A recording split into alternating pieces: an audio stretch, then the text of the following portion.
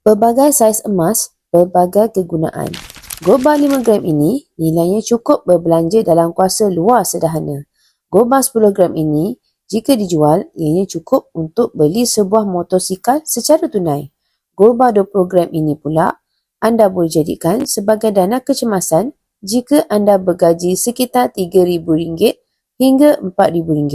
Gold bar 50 gram ini pula, anda boleh gunakan untuk menunaikan haji bagi golongan M40.